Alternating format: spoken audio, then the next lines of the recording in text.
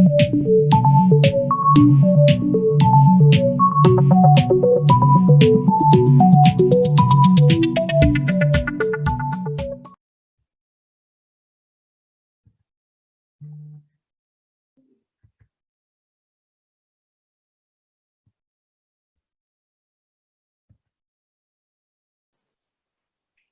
I guess you can see, am I muted? I guess you can see my screen now. Yes, we can, Harry. I can see your screen. Go ahead, please. Can you hear me? Yes. Okay, so we are all welcome to the training today. And thank you, Jibola, for the introduction. We're going to move on to, excuse me, just bring this here.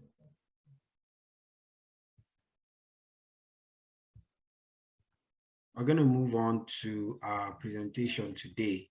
And we have a couple of agendas. Today we are going to talk about what business analysis is and what exactly is who a business analyst is. What do business analysts do, and common job titles for BAs, where is business analysis practice, why exactly do we have business analysis? So it's just the whole trying to understand exactly what is business analysis. And I can assure you that the bulk of you have practiced business analysis in one way or the other. You know, and that brings me to just before I start, a very important point to say that business analysis is not just a practice. Business analysis is a mindset. So by the time we are done with this training, you actually see yourself as a business analyst, because even the medical doctor practices business analysis. So it's not just the title. It is something, it's a mindset, it's a way that you think. When you see situations, understanding what the problem is and finding ways to provide solutions that give value. You see, that sentence I said now is just business analysis, and almost every profession, almost even in the home, business analysis is practiced, you know, but we'll show you exactly that and also show you the business analyst in you.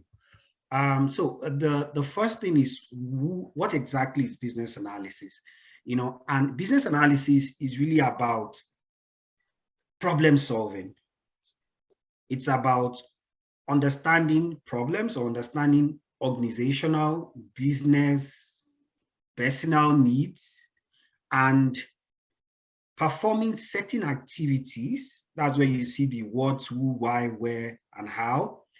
And those activities help you to profile solutions to your stakeholders. And those solutions, as long as those solutions fix that business need or that organizational need or that departmental need, it means that yes, you are offering value. So business analysis is about creating value. And what is value? Value is an understanding of an organization's need and providing solutions that meet those needs. Now, and I'm sure even in your personal lives, you've had maybe issues or problems or needs, and you carry out some activities to do a deep dive. Why exactly is this happening? You know, you want to travel from one location to the other. That could be a need. And what is the fastest way for me to get to my destination? You know, how do I get there? Should I take a cab? Should I fly? You are doing some form of analysis, you know, so you are doing some form of analysis. It might be personal, but that is business analysis. The ability to look at a situation. It might also be an opportunity that your organization is trying to take advantage of an opportunity.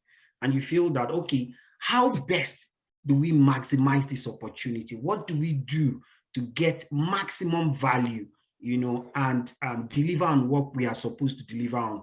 That is business analysis. In your home, you do business analysis. The doctor does business analysis. In your department, you do business analysis. If you are a student, even while you are studying, even while you are doing your assignments, there's a form of business analysis. But our task is to help you see that then also show you that set those activities that you unconsciously do as a BA, you know, there are certain terminologies to them. So I would, for lack of a better word, I would term you as, like us, most of us, as unconscious BAs. So we are BAs, but we are not conscious about it, you know. So, but we'll try and help you see, move you from unconscious BAs to conscious BAs, so you are fully aware of the business analysis activities that you do. So let's quickly move on from there. And who is a business analyst? A business analyst is any person that performs business analysis tasks described in the BABOK. What is the BABOK? The BABOK is the business analysis book of knowledge. And this is just a book that was written by an organization, an international organization called International Institute of Business Analysts, of Business Analysis. And it just covers everything you need. It's like a Bible, you know, it's like a Quran for business analysts. Everything that you need to know to perform your task for business analysis is in that book, is in that guide. Now, I want to point out something, like you can see on the screen. It does not matter your job title, you know, and that's why I'm saying it is a mindset. It is a way of thinking.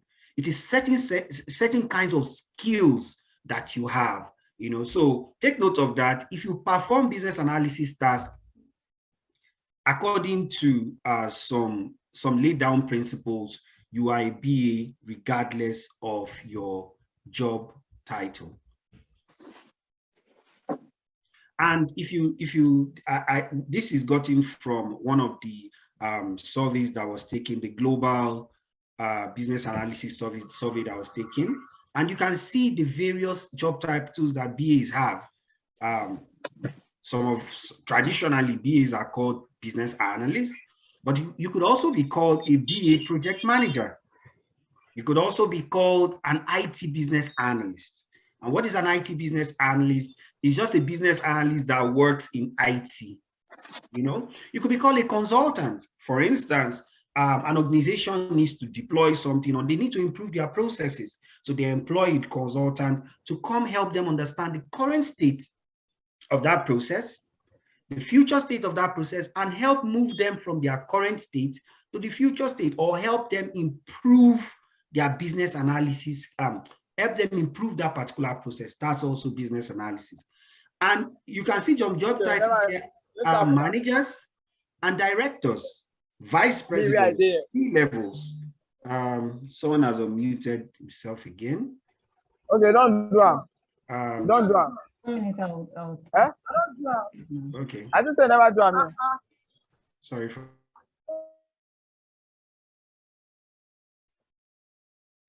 Okay, good. We're back. So, and some managers, even managers and directors, perform business analysis work. You can see there, C-suites perform business analysis work. Some other job titles are business systems analysts, product owners for the Agile or Scrum framework. Some are also called senior business analysts. We have people that function in the hybrid role, and we have other titles that are too numerous for us to talk about. And 45% of global respondents report business analyst or senior BA as their title. And these are other job titles like business architect. Business architect do perform business analysis tasks and business analysis tasks. Data analyst, which we will talk about later. Enterprise analysts. So you see a lot of analysts. Why? You are analyzing. Anytime you are analyzing a process, analyzing a system, analyzing a problem, you are performing business analysis tasks.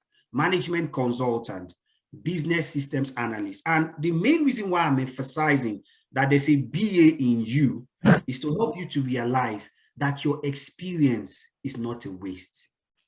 All that you have practiced all these years is not a waste. Everything you've known all these years is not a waste. There are a lot of transferable skills from where you have been to that your dream job or dream career of becoming a business analyst.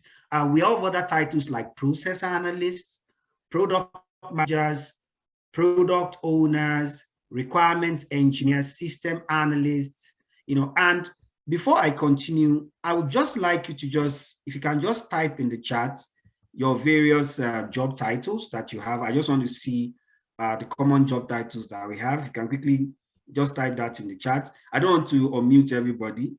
Oh, wow. Salesforce Business Analyst.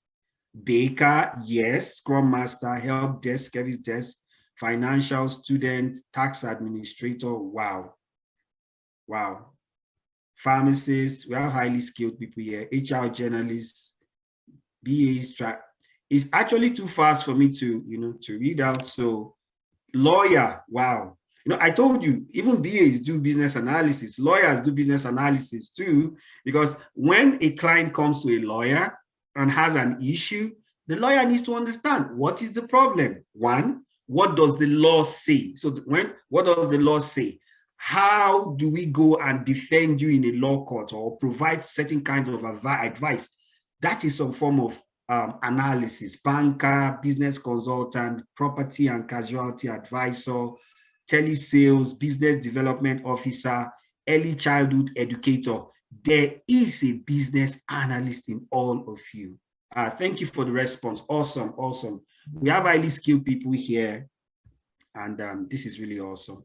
So let's chime in a bit here.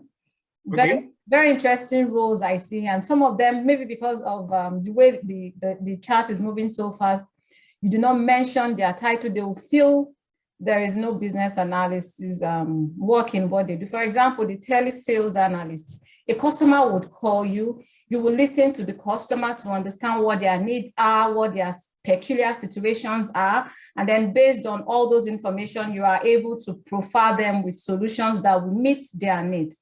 That is business analysis. There was another one that caught my attention, reconciliation analyst. When I'm working in the industry, they see those guys that do reconciliation as like nobody regards, not necessarily that nobody regards them, but they do all the dirty work. But basically that you are solving a problem. And like Harry mentioned, business analysis is all about understanding the needs of an organization, helping them resolve that need, delivering value, creating by reconciling account, making sure GLs are balanced. You are solving values. You are creating values. How much math is involved in business analysis? Some bits of math, because you are helping organizations create value, and value is at the end of the day, your value boils down to naira and kobo, dollar and cents. So there has to be some math involved. HR manager, you are trying to make sure you get the best form of resources for the organization to help them achieve their goals, to help them achieve their strategy. So you are doing some level of analysis to understand the different business units, the value stream, to know the skills that are needed and to be able to get those skills to support the organization. We could go on and on and on, but really, as there's some form of business analysis in what you do. And hopefully by the end of the 4 weeks training, we're able to convince you that you've been doing some unconscious business analysis work, like Harry mentioned earlier, and maybe you need some more formal processes and methodology to help you formalize and put your learning, your experience into structure and actually go get a real BA role. Harry, I'll hand back over to you, please. Awesome, thank you for that. Someone asked, nursing, do we have business analysis in the medical field? I'm going to show you statistics later, and you find out one of the industries where business analysis tasks perform is in healthcare. It's in the healthcare industry. The healthcare industry employs a lot of titles that perform business analysis tasks. So you notice I'm not saying employ a lot of BAs. A lot of BAs are employed, but there are still so many titles. Financial analyst, there's just a lot of titles in the healthcare field, that perform business analysis tasks. We've had trainees that were pharmacists. We've had trainees that were pharmacists, and they've gotten their jobs and they are working as BAs. So but we're able to let them see that your experience is not a waste. Your experience is actually applicable. Now, okay, I would like to also talk about the maths one. If you can go to the store and buy something, and as long as you can buy something in a store with currency, whether US dollars or whatever currency, you can do business analysis. So the much mathematics that is needed for you to buy something is just the same level of maths that is needed to do business analysis. So you are not doing the Y, the X, you are not doing some complex engineering maths. No. It's just enough maths for you to survive every day. It's just enough for business analysis. Okay, I will leave the chat a bit. How does an engineer transition to business analysis? If you saw my profile, I'm actually a trained engineer. So there's nothing like transitioning. You're already doing the job. You're already doing the task. You just need to learn the terminologies and become conscious, become a conscious BA. Okay, yes, okay. So just to answer more the nursing question, my husband works with the IWK. He works in a big government hospital. His colleague, the medical doctor, is actually a consultant. He does business analysis work. He's a trained medical doctor. So basically, what does he do? He doesn't do ward rounds to check on patients, to diagnose. There are lots of projects in the hospital.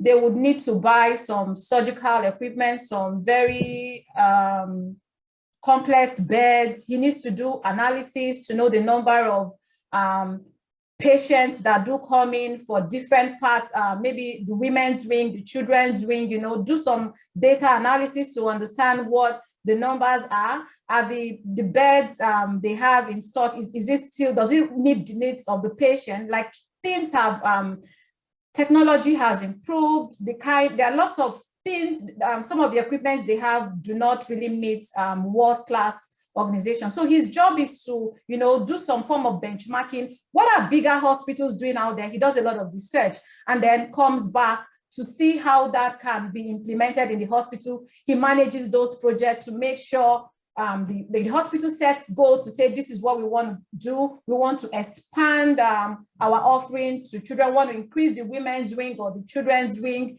And this doctor, that is what he does. So he does business analysis. He was actually trained as a doctor, but that's not what he fell in love with the consulting role, and he has migrated to doing business analysis. And another thing you should know, you see all those nice jacket wearing consultants that do come into your organizations today to solve problems, and they pay them these fat checks. And when you are if you're in finance and you're processing those checks, you're like, what do they even do that they are earning this much? It's business analysis. Simple. Thank you, Oge, for that input. There are too many questions, and if we keep attending to all the questions, we just might not go too far. So let's go. We'll answer those questions. Somebody is asking about data analytics. We'll talk about data analytics. Is just a BA that's focused on data. Simple. It's just a BA focused on data. There are BAs that are focused on insurance. There are BAs that are focused on health. There are BAs that are focused on education. So that is just another branch of business analysis. So it's just a BA, data analytics or business analytics. It's a business analyst that is focused on data strictly. There are BAs that are focused on insurance, that are focused on pharmaceuticals, that are focused on financials, that are focused on education. And that's why we have Salesforce BAs.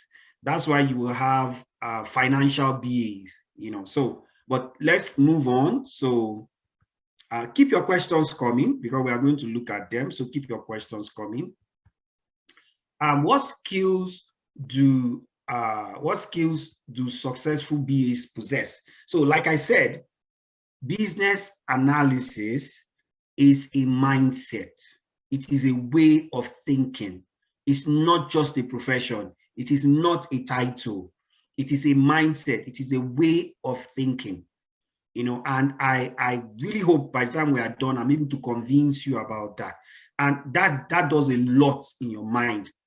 It helps you see that I am already doing this thing, and I can easily show to employers that, yes, based on these that I've done in this and these places, even though I don't carry that title, I am able to provide value to your organization. I'm able to understand the needs of your organization and prefer solutions, that will meet those needs or provide value to your organizations. Okay, you can put your hands down. So when you really put your hand up, I would know. Let's continue. Yeah, so one of the key skills that you need as a business analyst is communication skills. Now, a lot of you have been sending lots of chats, sending messages in the chat. That's communication. You speak to people every day. Even yesterday, you spoke to people, understanding issues, understanding problems. Some of you have worked at the service desk or a customer rep. You work in a bank where people come into the bank and all you tell them is, welcome to so bank. How may I help you? Immediately you say, how may I help you? Not even immediately you say, immediately you say, welcome to this bank. That is communication. Because what are you doing? You are targeting your communication specific to the need of your customer. So the most important skill that a BA has is communication skills. Now, it could be verbal communication skills and it could be written communication skills. Now, in business analysis, which we are going to learn later, it's about engaging stakeholders. If you are working in the hospital as a nurse, your stakeholders are who? The doctors and the nurses, the pharmacists. If you are working as a customer relationship staff, somebody makes a phone call to you, you are engaging stakeholders. If you are working as a baker, you have customers. You don't just have customers, you have suppliers. Those suppliers supply you the ingredients that you need, your flour, your sugar, and you have to buy this flour, you have to buy this sugar, you have to analyze, where can I get the most quality flour or sugar for the best price? That is some form of analysis. And you are engaging stakeholders, suppliers that supply you the sugar and flour. And when you are done mixing, you have staffs that you engage. You have manuals. It might be written, it might be mental, but there's a procedure in which you bake. And after baking and preparing your bread or whatever you bake, maybe you bake whatever you bake, you sell to customers. You must determine the price, the best price. You must calculate the costs of preparing those things and also sell. That is business analysis. But the point right now is communication skills, which you already have, is one of the most important, or if not the most important skill that a BA must have. Another thing is problem solving skills. So someone comes to you, let me use the example of the baker, or maybe you are even a fashion designer, maybe you create clothes and wares, and someone comes and says, oh, I want this particular wear, I want this style. That is a need. That is a business need. That is a stakeholder need, and you take that stakeholder need and you begin to say, okay, how do I create this style? Because people can come with all kinds of styles and like, how do I create this style? What do I do? What's the best way, that I can get this style and, my customer is going to be happy. So at the end of the day, you're solving that problem is making a stakeholder happy. And problem solving skills just mean that you know how to find the root cause of issues. The root cause of issues. You know how to find the root cause of a process. You know how to find the root cause of data. Maybe data is not, you're not getting the right insights from your data. You know how to find the root cause, or a department or a unit or a process has issues. Your ability to dive deep to find the root cause is what is called problem solving skills. Another very important skill is listening skills. You're engaged, when it's just like someone is coming to complain about something. Maybe you are a doctor or a pharmacist. One very critical skill is your ability to listen, because somebody is unmuted again. Okay, you want to say something or just help me mute? Okay, great, thank you. Yeah, I wanted you to pause so that I mute all and then, yeah. Okay, so listening skills is critical, even for a doctor, even for a pharmacist. Because if you don't listen to your patient, you are going to prescribe the wrong drug. If you don't listen to the doctors, I don't know what doctors prescribe to the pharmacy, but if you don't listen to what the doctor is saying, you're going to give the patient the wrong drug. If you're a customer representative, if you don't listen to the stakeholder calling you, I have a problem, I can't make calls. If you don't listen, you are not fully even going to understand or figure out how to solve the problem. So listening skills, which I know most of you have, is another very critical skill that a BA is supposed to have. Now, stakeholder engagement. How do you engage stakeholders? And when I mean stakeholders, we are going to talk about that. People. How do we engage people? What does a stakeholder mean? A stakeholder means anybody that is interested in that thing that you are trying to offer. Anybody that has a stake, but anybody that has a stake. And sometimes it's even a perceived stake. So you might not feel the person has any reason to be aware of this, but as long as the person feels that, yes, because sometimes you have stakeholders that have high influence, and they can derail your project if they are not properly carried along. So you need to have stakeholder engagement skills. How do you engage people? Emails that you send to them, analysis. What kind of stakeholder is this? How often should this stakeholder be engaged? How should I engage this stakeholder? So that's another very important skill that a business analyst should have. And critical thinking skills. And what does critical thinking mean? Can somebody just put in the chat, what do you think critical thinking means? Because I interview a lot of people and I hear people just throw in when they are doing interview, oh, I have critical thinking skills, I have problem. What exactly does that mean? So can I just see in the chat if what you think, thinking out of the box, thinking about all aspects, thinking outside the box, in-depth thinking, yes, to think deep. Can we get a recording of this class? We'll get there. Just answer my question first, but we'll get there. Critical, think on paper, thinking about intangibles, ability to see different perspectives. Awesome. I wish I could track that person and give you, one of our freebies, but yes, but we'll see what we can do. Thinking true. You are not a shallow thinker. You don't just see things and just forget about it. You are thinking through. Holistic perspective. Wow. We have exceptionally brilliant people here. I just have to pause just to absorb all that you are throwing at me. This is excellent. Thinking the way out, skillful thinking. Yes.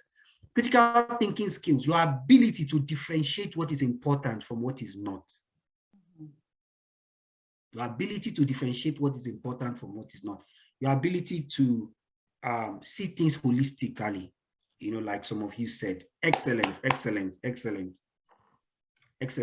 We actually have a lot of BAs here, and I hope you are seeing that you are a BA because you already have that mindset. Improving process efficiencies. So you work in an organization and you see the way you are doing your job in your department, even as a student, and you're like, we can do this better, and you are able to figure out how to do that thing in a better way, and you make that suggestion and it works. That is improving process efficiencies in your department. Maybe you use paper to do everything that you do, or maybe a process takes like 5 steps and you are able to eliminate 1 or 2 steps. That's an improvement. That's a process improvement. Now, but let me quickly answer that question. What is a process? Because the intention for this class is to demystify some of all these jargons. So what is a process? A process is a set of activities, related activities that achieves a particular goal. So a process is just different activities. They are common, they are related, but at the end of the day, if you put all those activities together, they are achieving a particular goal. For instance, you could have a process to sell. You could have a process on how to bake. How do you bake? From the ingredients. You could have a process on how to make a meal. Let's say, for instance, you are a chef. You want to make a particular meal. These are the ingredients you buy. These are the things that you put together. Audio that time, first. How did they do that audio that time? The audio. Okay. Yeah, sorry. Okay. Yeah, so process improvement, improving process efficiencies. It might be in your personal life, it could be in your organization, it could be in your department.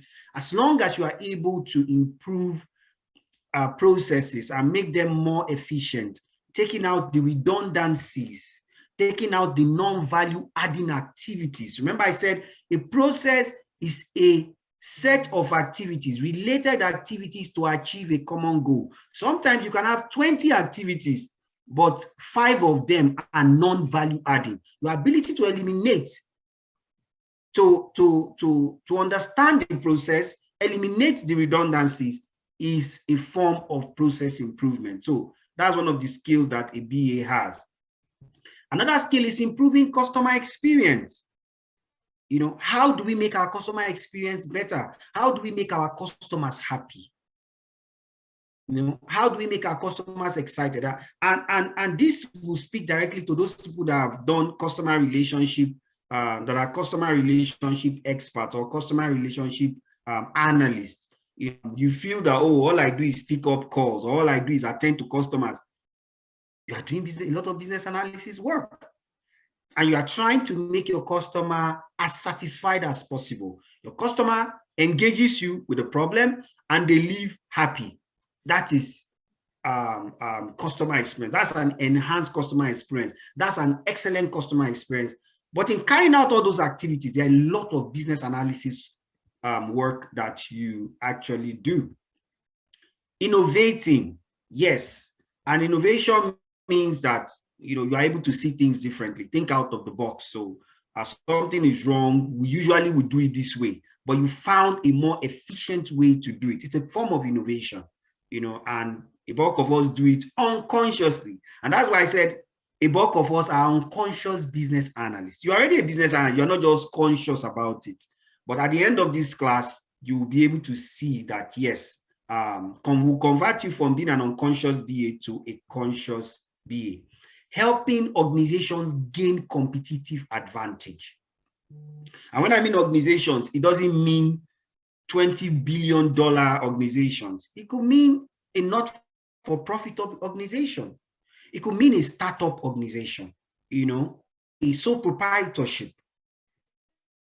So when I say organizations, I'm not talking about very big enterprises. As long as that entity is performing some kind of business or offering some kind of service to people, I see you as an organization, and your ability to be able to provide them competitive advantage is part of the BA skills. Now, if you look at all these skills, did you see Java there? Your ability to code or do JavaScript or COBOL? It's not there. It's not there. Do you see engineering maths there? There's no engineering maths there. I studied engineering, so even for engineers, engineering maths can be a headache at times.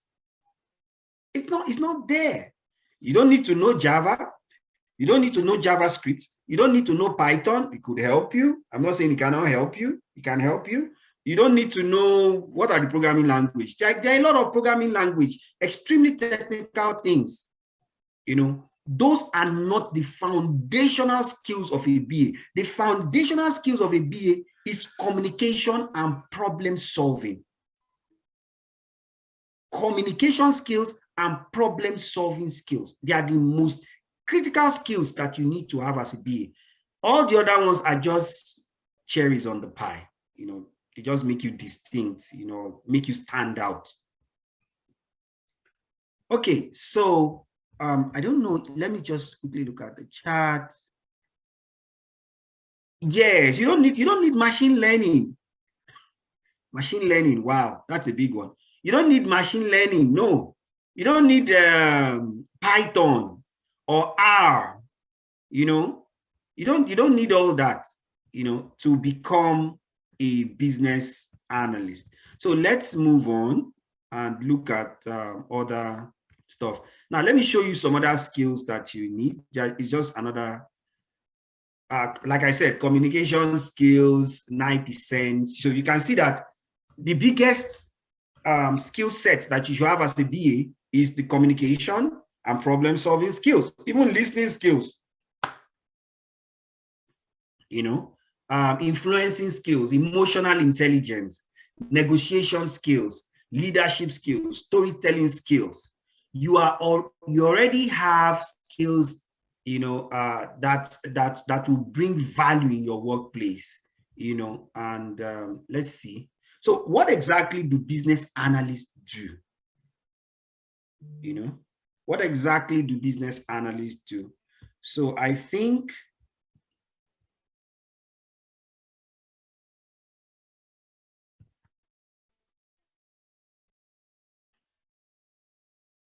analysts, they elicit stakeholder needs, like I told you. So when you see stakeholder, please don't think it's something from the space. It just means people that have a stake. It means your buyers.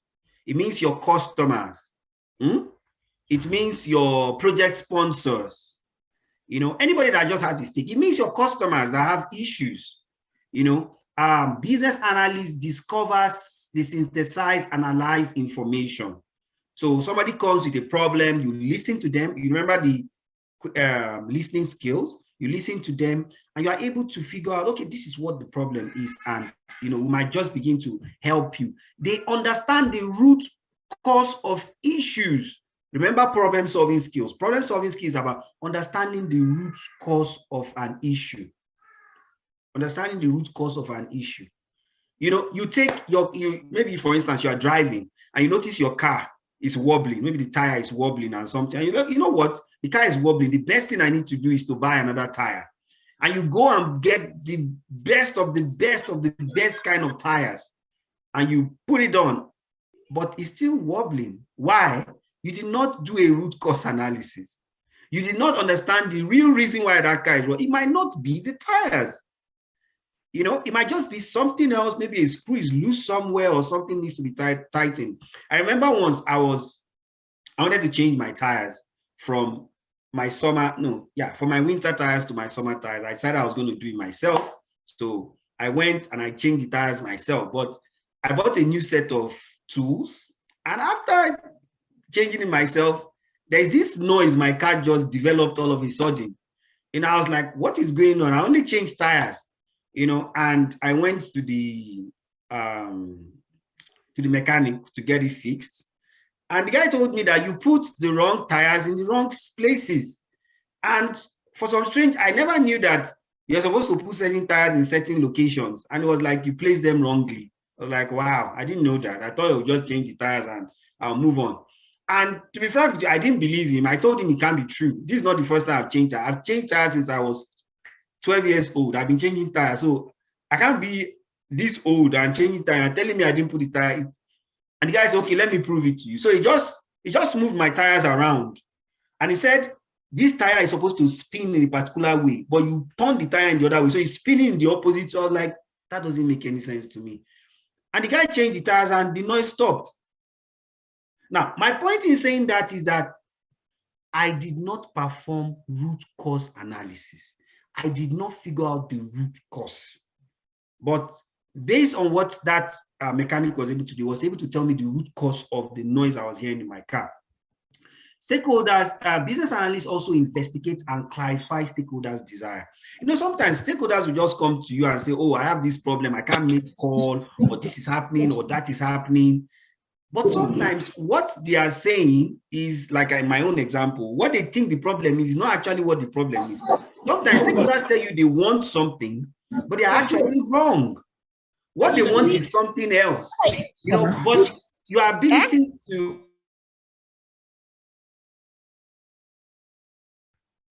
Okay, no problem. Let's move on. Yeah, your ability to understand their needs and tell them what they really need is clarifying stakeholder desire. Stakeholders understand and document processes. Now, somebody said you are a baker here. I don't know if you have your baking procedures documented for your staff. But the advantage of documenting is that anytime you have a new staff that is not experienced, you don't have to teach them all over again. They have process steps that they will take. You know, remember what I told you about process. Process is just a set of activities. If you want to change your tires, the first thing, you go to your boot, you get the new tire out. You get all the gadgets that you need. So every thing that you want to do, even if you are going to go out, even if you are going to get your children ready for school, there are a set of activities. That's a process. So when you see process, don't feel that, oh, where is this word coming from? It's just too big. It's just a set of activities. For instance, in your organization, maybe there's an approval for overtime. You know, when people work over the time, there's an approval. That's an overtime process. You know, so there are just different kinds of processes. Your ability to understand and document processes is also something that BAs do. You facilitate stakeholder collaboration. What that means is just you just facilitate, you make sure that stakeholders or your stakeholders, you are able to bring them together, maybe through a workshop, maybe through a meeting, maybe by sending surveys, maybe through emails. But that collaborating with stakeholders, you can facilitate that. It could be a workshop, it could be an interview, it could be a meeting. Business analysts also analyze needs and solutions. Business analysts understand enterprise problems. Okay.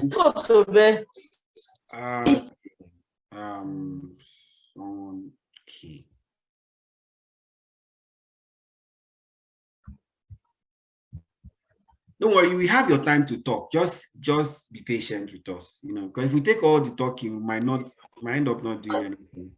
And stakeholder business analysts also drive change. Okay, I think I'm going to we are going to talk about some business analysis skills, and I will leave that to my colleague Oge to take over from here.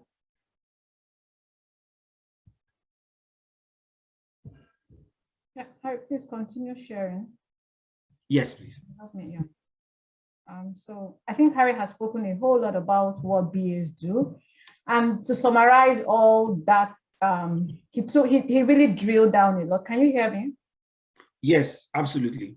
Yeah. So Harry has taken time to break it down. So basically, in summary, business analysis are in the business of facilitating the creation and delivery of value. If everything you do does not amount to value, does not amount to improving satisfaction, then it's not business analysis. So all those things Harry described at the end of the day should either... Okay, please hold on. Let me just mute people. Yes, you can continue. Yeah, I tried to remove that access, but because the meeting has started, we can't set that access to stop participants from unmuting. We apologize for that. Next week, we'll make sure we do that before we start. So please just bear with us. We'll have to keep pausing and muting whoever unmutes. So basically, all what Harry explained is the end goal is to create or deliver value. Next slide, please, Harry. Yes. Yeah, and how do you create value? See, all those things Harry described at the end of the day, Harry, yeah, thank you. No, the next forward, yeah. So at the end of the day, see those activities he described, he should create a value, like I said. And what is value? Value can come in different form. It can be tangible, it can be non-tangible. For example, tangible, you are creating a new product, right? You can actually feel that product. But when you are creating a service, it's not tangible, but you know you've created a value. When you reduce cost, when you increase revenue, you know you have created value. So basically, within the organization, I'm also tying this back to the first slide that Harry started with about what business analysis is all about. Within every organization are in the business of meeting one need or the other. Just think about it. Telecoms provider, they are meeting the need for people to be able to communicate. Even government are meeting needs. Government offices are meeting needs. So it's not just for profit organization, even not for profit charity organizations, they exist to meet one need or the other. And let me point this out. In business analysis, when you hear need, it can be a problem, it can be an opportunity. So think of it in that way. At the end of the day, you are trying to solve a problem and create value. You are trying to take advantage of an opportunity to also create value to your stakeholders. Harry has also explained what stakeholders is all about. So every activity you engage in, does it reduce costs? Does it help the organization increase revenue or increase their profit? Does it block revenue leakage? Does it improve productivity? You do a job, you do a job for, say, 5 days, but you've been able to improve the process and reduce it to 2 days. You serve your customer for 7 hours, but you're able to improve the process and serve your customers for 2 hours, right? At the end of the day, improved productivity will definitely lead to increased satisfaction, whether on the side of the employee or even your customer. You are improving the customer experience. You are improving the health and safety of your stakeholders. It could be your employees, because your employees are important. It's not all about the external customer. Internal stakeholders are also very important in any business analysis activity you engage in. You can also create value by reducing turnaround time. So when I say turnaround time, I mean, for example, a process, let's say, let's use a banking hall process. You know, you take about 30 minutes to be able to resolve to pay out a customer. And you, as a business analyst, or wearing the business analysis cap in your bank, your teller role, you find a way of improving the process so that you can serve this customer in 10, 15 minutes. They're happy and they go back to their various business. You are improving the efficiency of the process. So turnaround time is more like reducing the process time, the time it takes you to accomplish a task. You are designing and implementing new processes. I would also use the banking sector as an example. For most times, okay, I will take the two, but designing and implementing new processes and complying with regulatory requirements. So we know that the financial industry is highly regulated, and from time to time, the regulators will send out policies and guidelines. And when they do this, they expect those institutions, it could be financial institutions, it could be institutions that are outside the finance space. So what do you do when they release these guidelines and policies? You're supposed to implement it. You're supposed to make sure you are in compliance. And most times, to comply with those policies or those guidelines, it might require you to design a new process. It might require you to upgrade your technology tool. It might require you to even buy a new technology tool or buy a new equipment. And so you need to train people, customize it to suit your need, train people on how to use it. Those are business analysis work. You are designing and launching new products. You are conducting market research and analysis. And this also goes to the example of the doctor I explained earlier. So all business analysis tasks should lead to value in one form or the other. Exactly. So you are facilitating value. And again, you must know something, that as a BA, on your own, you cannot create value. You need to collaborate with your stakeholders. And Harry helped explain what that is about. On your own, sometimes you don't have the domain knowledge, you don't have the business knowledge. You need to work together with your stakeholders, work with customers to understand their needs. You're not the one wearing the shoe. You wouldn't know where it pinches. So when you begin to engage your stakeholders, working with them, that is how you're able to create value. That's how you're able to deliver value. So you cannot work in isolation. You need to be a good communicator. You're not solving your own problem. You are solving the problem of some stakeholders. Next slide, please.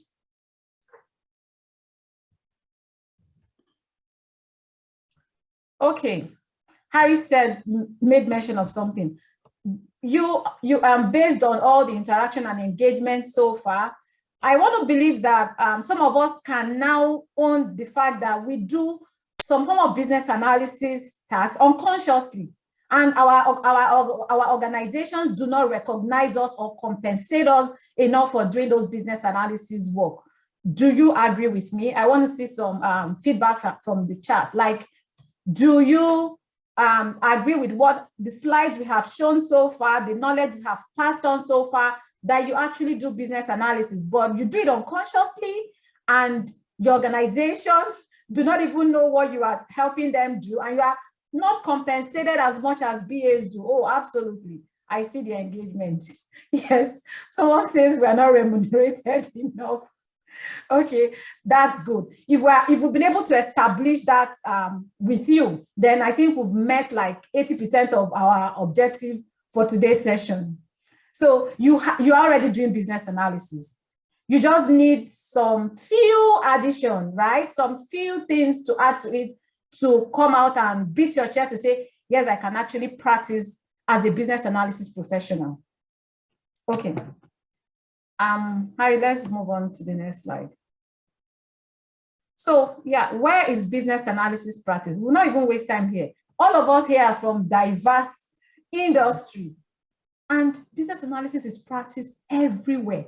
Like I said, for-profit organizations, not-for-profit, government, everywhere, because every organization is in the business of meeting needs.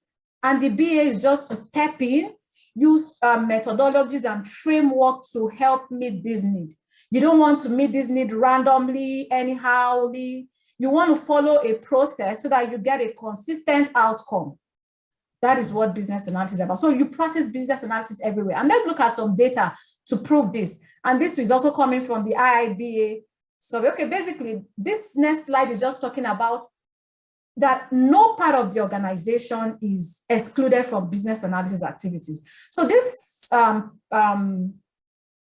this image is gotten from they call them the BI guide, the business architecture guide. So they are a body of knowledge that helps building organization architecture to make sure everything works together.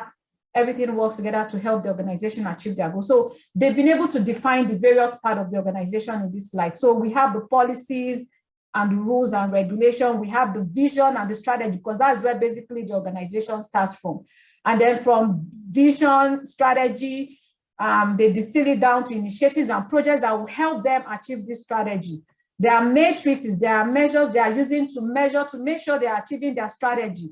And they do this, they try to achieve these services through different products and services.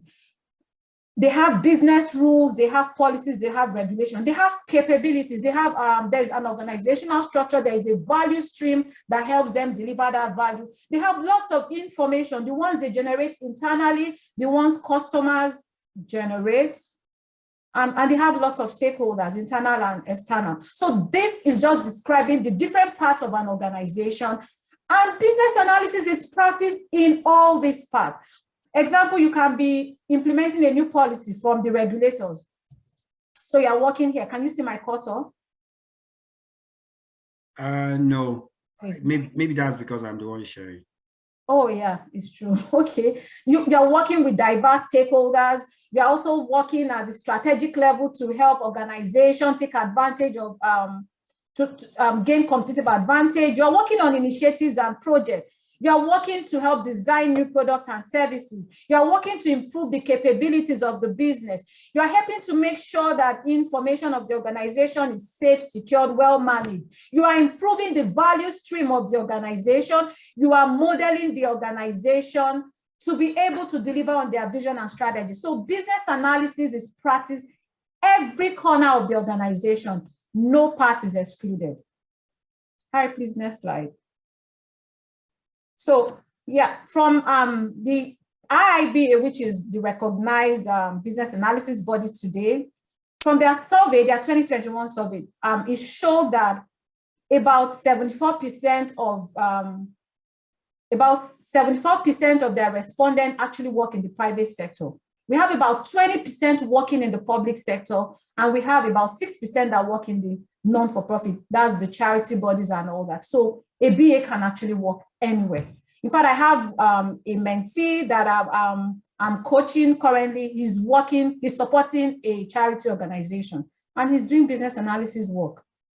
So, and the size of the organization where BAs practice, like in any size, like we said, we are a fan of consulting. We provide consulting services to small size, medium size organizations. They do engage us. They may not have the budget to employ a BA full time, but what they do is to look for consultants, engage consultants to come do business analysis work for them on a need basis. So it's no matter the size of the organization, they require business analysis skills or business analysis work to be done within those organizations. All right, please, next slide. So the top industries, also from that report, the top industries that engage BAs, see the IT industries, of course, we know they are always designing new products. They need the communication skills, the problem solving skills of BA to make sure they are solving the right problem, right? And Apple does not want to design a new phone or an upgrade of a phone that does not meet customer needs. So they need some BAs to go do some market research, do some analysis to make sure they are designing the right product. The banking and finance industries, we have lots of BA practicing in that space. Of course, the consulting services, every consultant is a business analysis professional. Take my word for that. Of course, government organizations, healthcare and pharmaceutical. For our nurses and doctors that are asking, you can see the report. This is not Oge's data. This is the data from a recognized body. Next slide, please, Harry.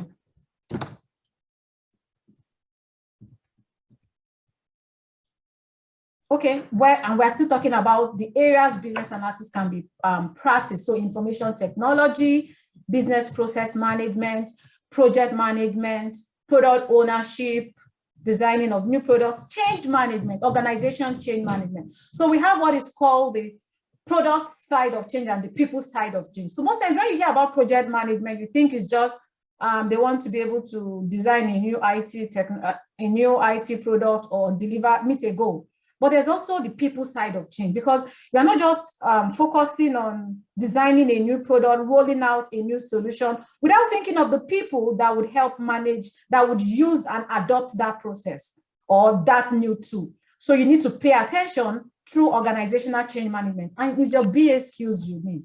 I currently work in an organization where I practice project management, business analysis, change management. On the project I work on currently, I am both the BA and the OCM specialist on that project. So I'm not only making sure that the needs and the requirements of the business, of the stakeholders are met, I'm also making sure that I carry stakeholders through the stages of the change, making sure that the change is adopted at the end of the day and that the organization do realize the benefit of their investment.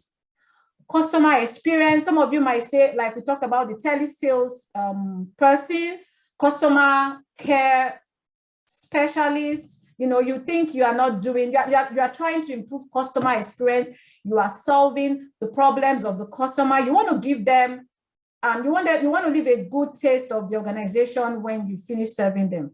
Also in the area of data analytics, business intelligence, business architecture, data management, cybersecurity, you have BAs practicing in this space. And I would also take you back to a particular slide Harry shared where he said that business analysis is a mindset. A mindset. So, and that is why the BA is able to play. I can no longer see the shared screen. I can still see the shared screen, I don't know. So it might be the problem of that individual. So yeah. Oh, you cannot see the shared screen. Can everybody see the slide? I see some responses in the chat. Others can see the slide. So maybe you can disconnect and connect back for that person that can't see anymore. Sorry, okay. Yeah, thank you. That's okay. So the reason why the BA is able to play in all this space is because business analysis is a mindset. It's a mindset of you trying to create and deliver value. If you live, for example, let's look at the data analytics, the business intelligence space. You have very technical people working in that area, people that are writing codes, people that are doing machine learning. But we need to be able to understand the needs of the business, the needs of the customer. We don't want people that are narrow-minded, that are just focused on their codes. We want people that understand the needs of the business and to be able to do data analytics or business intelligence to meet the needs of the business.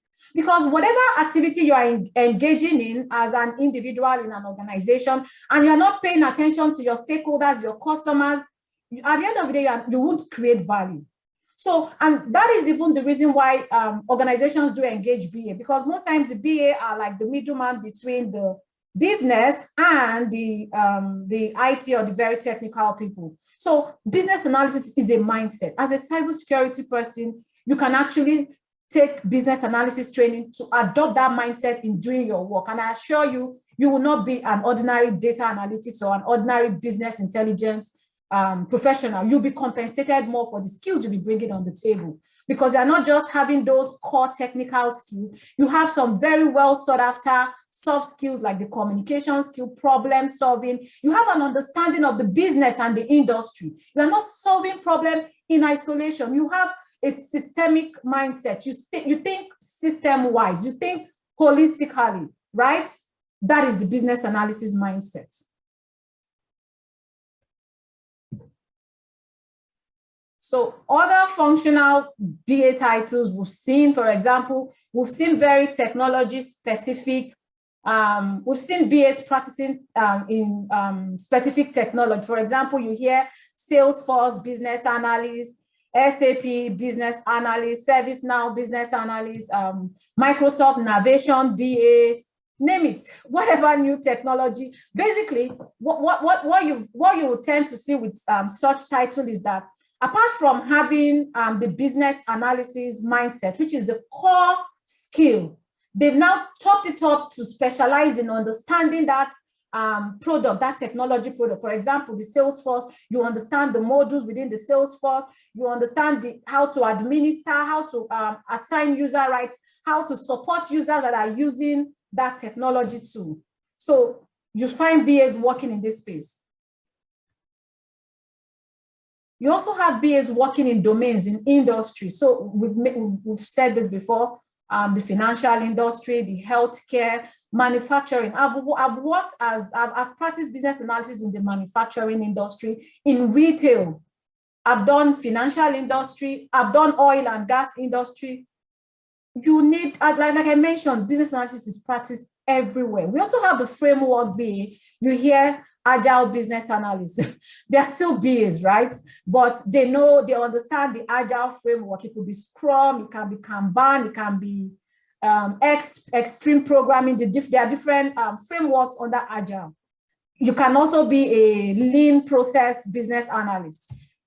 You can practice business analysis in different perspectives. You can be a data analyst. You can be a business intelligence analyst. You can be a cybersecurity BA.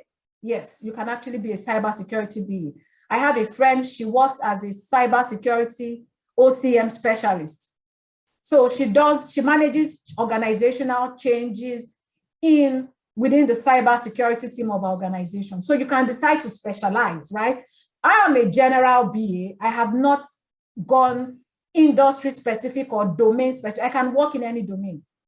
I just need to understand that domain, understand the industry. My stakeholders will help me do that. I don't have to be an expert in any industry domain. I just need to be a good communicator, know how to solve problems, be a good researcher, be a good learner, be a fast and quick learner, right? I can learn on my own. And you'll be able to, at the beginning, you will need lots of information, but as long as you have that core business analysis skills and mindset, you'll succeed anywhere, I assure you. I've done it, I've worked in various industries. So why do we need BAs? Harry, I'll take the first part of this and you take the second part. So I'm going to look at this from two perspectives. So the BA is in the middle. We have the organization and we have the BAs. Why? So let's look at it from the organization perspective. Why do organizations look for BA? Why are BA jobs highly sought after? Okay, somebody's correcting me, saying systematic, not systemic. So I actually meant to say you have to be a system thinker. You think system when you think. You are not thinking, you look at the big picture, right? You don't think in isolation. You don't think in silos. So thanks for that. If I mentioned systemic, I apologize for that. I actually meant you should think as a system, right? Holistic, big picture thinking. Don't think in silos. Yeah, and okay, so yeah, this is what I was just referring to. Sorry, you can't see my cursor. So there's system thinking, far left of the screen there. So why do organizations need BA? So organizations are typically in a firefighting mode most times. When something happens, Harry gave a very good example. Because it's an organization, they just want to be able to serve their customer and make money. they don't spend time to do root cause analysis. There's always a fire brigade approach to solving problems. And do you know what happens when you do that? You only solve the symptoms. And you solve the symptoms that day. Okay, yes, problem solved, let's continue. The next day, that same problem will come up again. And what does that mean? The organization is wasting time and effort, resources, solving symptoms of problem rather than investing time and effort to fix the root cause of that problem so that it does not recur again. However, they do not have time to do root cause analysis because they are too busy. They want to make sure they meet customer. They want to make sure they meet their target, they meet sales. They don't have time to solve problems. I worked in a retail organization and I worked with the sales. I worked with every part of the organization. And the sales people are very interesting people to work with because they are giving target every month and they just want to sell. They just want to sell and meet target. Any other thing you tell them, if you tell them anything that kind of differ from, or anything that stops them from meeting their sales, you are their enemy. So how would they have time to solve a problem? They will only solve the symptoms and they will not go to the root cause. So that is why we need BAs in organizations. Let the sales people sell. Let the operations people continue with operation. And let the BA that is a problem solver that knows how to think creatively, innovatively, that is patient enough to do the 5 whys, to do the fishbone analysis. Don't worry, I'm trying to mesmerize you a bit, but you will learn more as we go. So the BA now comes in with his spanner to solve the problem, to do detailed diagnosis, right? To understand what actually is the root cause so that the organization is not wasting money, wasting time, solving symptoms all over again. The BA also is a system thinker because if you're not careful in an organization, you will solve problem in sales and create problem in operations. Yes, because the salespeople just want to sell. They want to sell. They don't want anything slowing them down. But you have some people in finance that are interested in receivables. They want to make sure that they are able to collect back money that is sold. They are managing the finances of the organization. They are looking at the balance sheet, the P&L. But the sales guy, what's his P&L? What's the balance sheet? So if the salesperson comes to you with a problem, you're not only going to look at it from the side of the sales, of the salesperson. You want to look at it holistically to see who are the stakeholders involved in that process. How does the activities of this sales team impact the finance team, impact the operations team, or HR, or the safety team? So you are solving problem with you have the big picture in mind. You don't want to solve problem here. You don't want the salesperson calls you, oh, I need to sell, but the system is telling me the credit that there's a credit limit, but my customer has paid. You don't just want to quickly go to the system as a BA, if you have that right, to give them that access to sell. You want to check with the finance people to understand what the rules are, what the policy is, right? So you are not fixing one problem here, you are creating another problem. You are looking at everything from the big picture.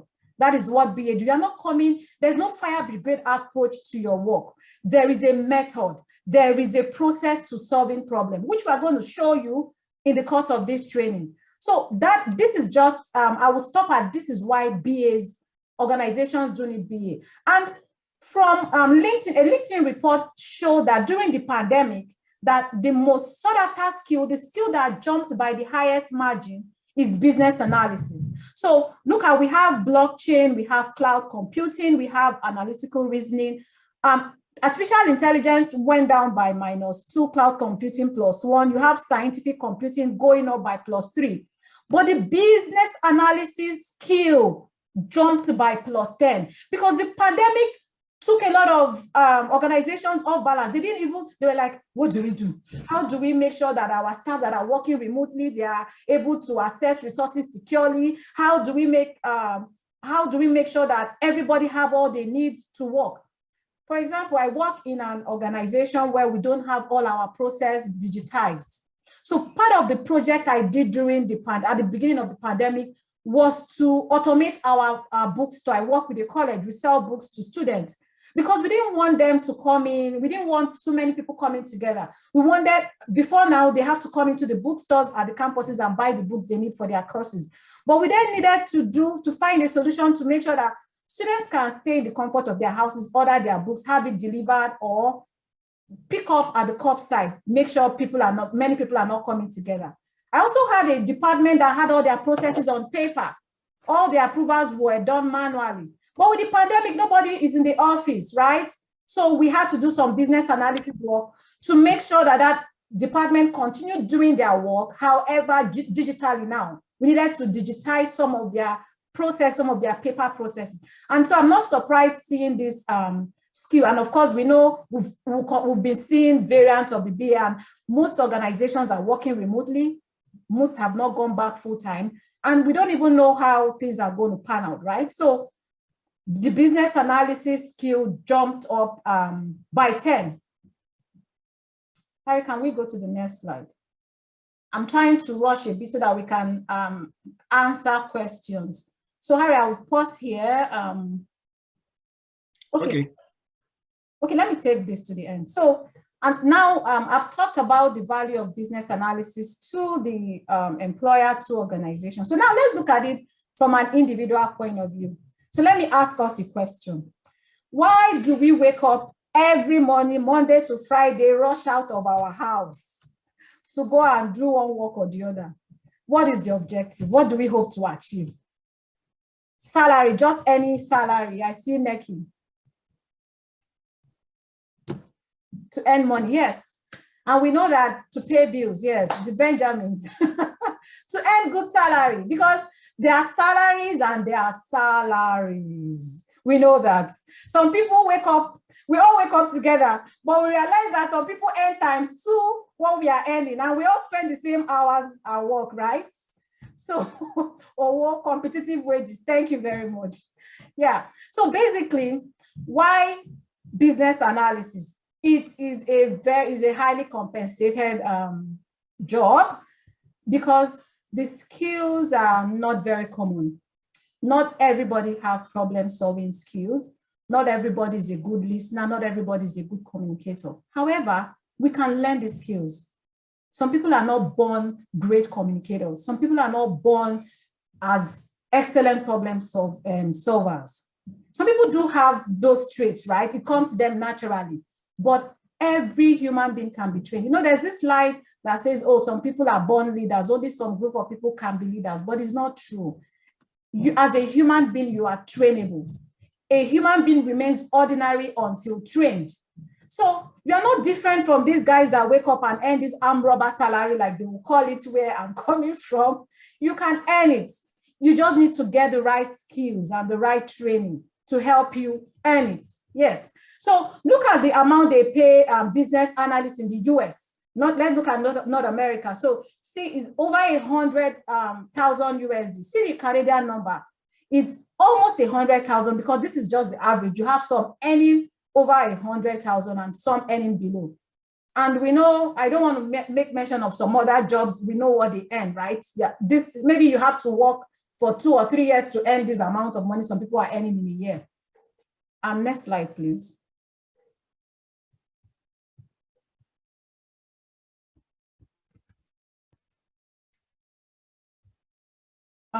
Okay, so another reason why we have people, why people do business analysis work is that, apart from the fact that it pays higher salary, actually 28% more than average, is a more interesting work. And that is why I do business analysis.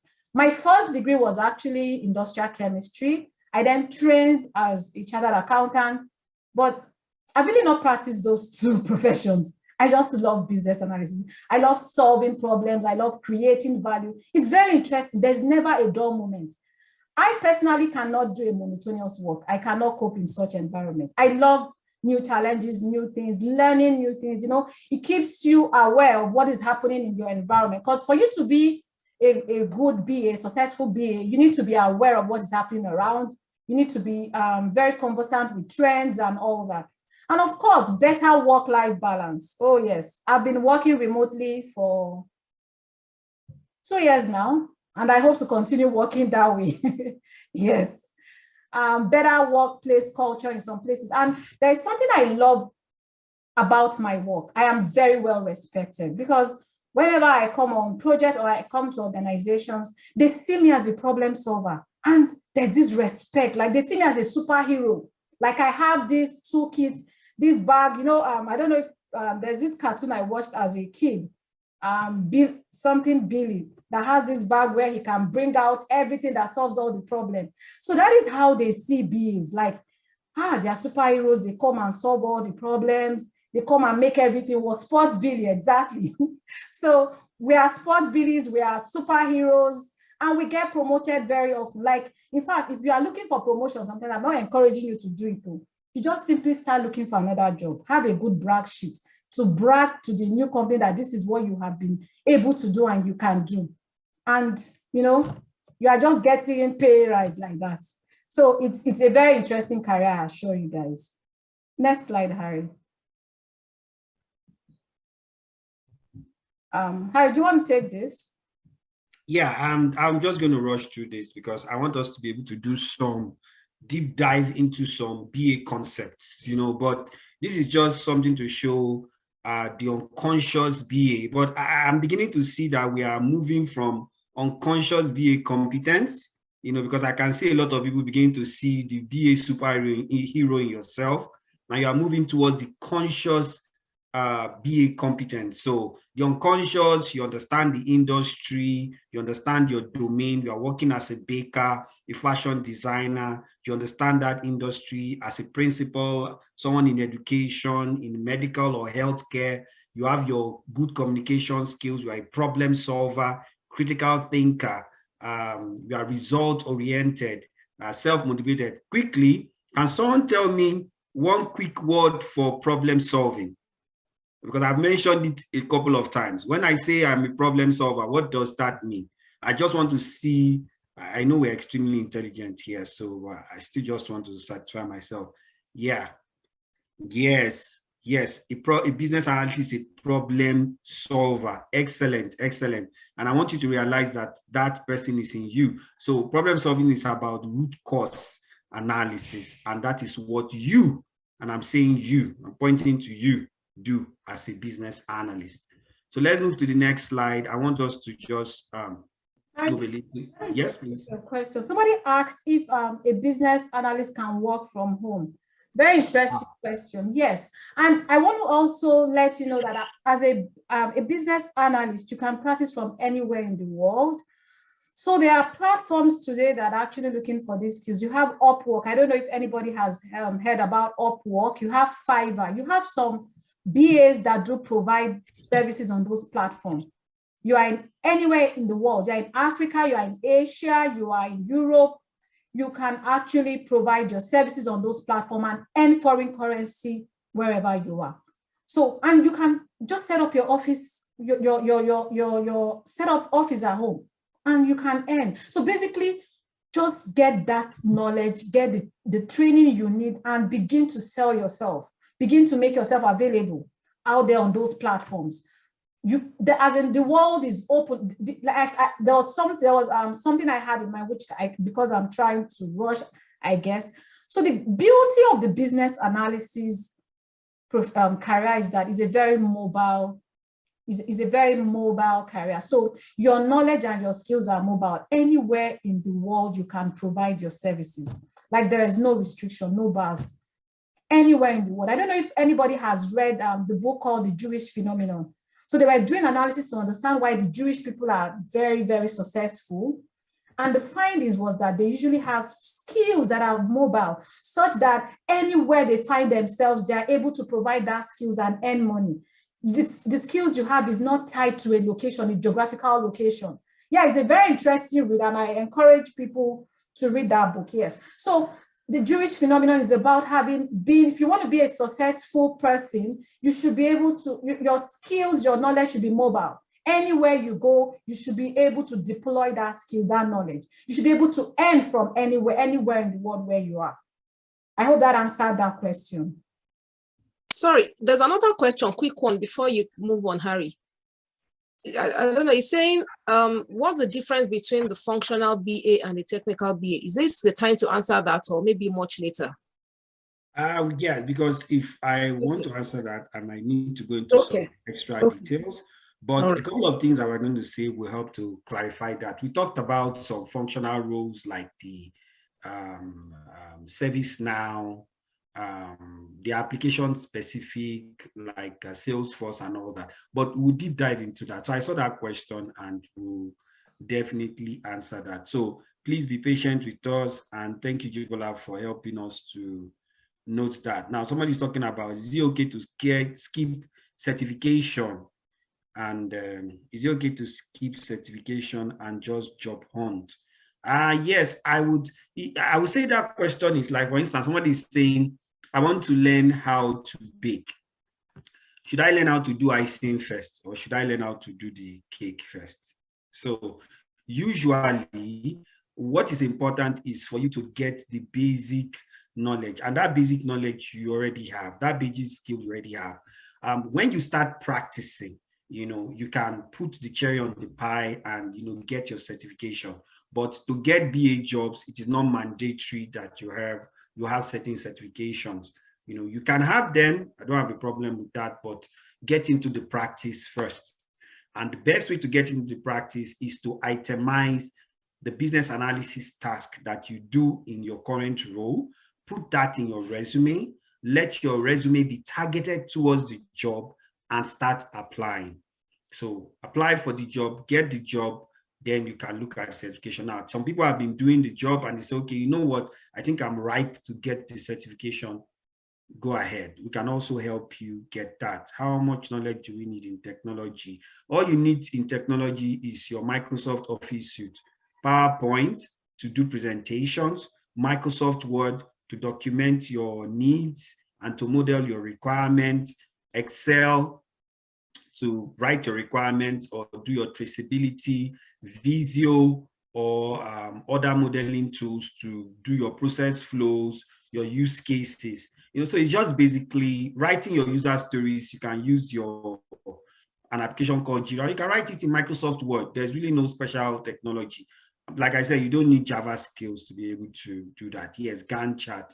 But Gantt chart is actually, we are now getting very specific, but it's also a good one. Now, let me move on with the slide. So how to start your BA career, just identify your skills, very important. Identify your skills, it's very, very important. Your current role, their business analysis tasks that you perform. And you know what you could do?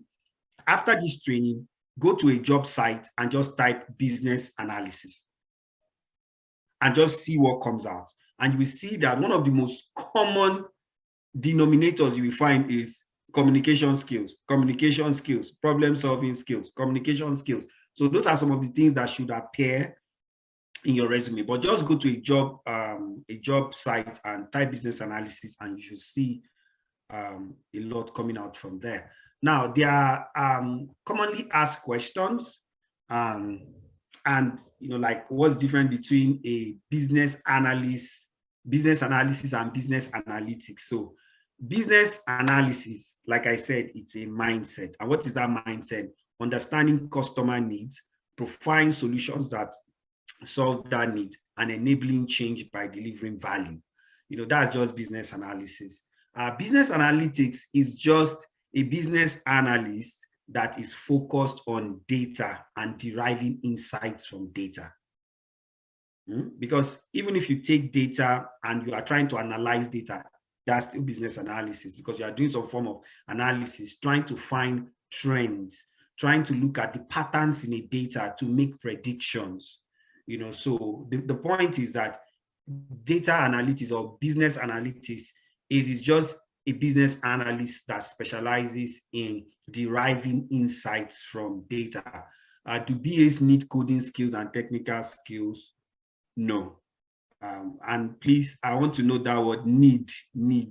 A BA can have coding skills, but it really doesn't need. And also it depends on the job. Remember, I said there are different perspectives of business analysis. Is certification and is a certification training enough? Yes, certification is okay, but you need the experience, and that experience is what you have. Do BAs write requirements all the time? No. So the reason why we put this question here is that I always see people, I interview people that are trying to get jobs, and you always hear this, almost every question has requirements inside. So people think that when you say business analysis another word that is synonymous to business analysis is requirements. No, that's not true. That is not true. So BAs write requirements, but requirement is not a magic wand word that you just fling, just fling around so people know that you're a BA. BAs do write requirement. And what is a requirement? A requirement is just a capability that a system has that is going to solve a problem. So that's just another name for requirement. Just a capability that the system will have to meet a user need or a business need. For instance, you want to travel and you need to know the fastest route to get to your destination, and one of the things, you need a system that can automatically calculate the fastest route and give you the time. That is a capability. That is a requirement. And one solution that can meet that requirement is what? A GPS. A GPS can give you that, help you with that.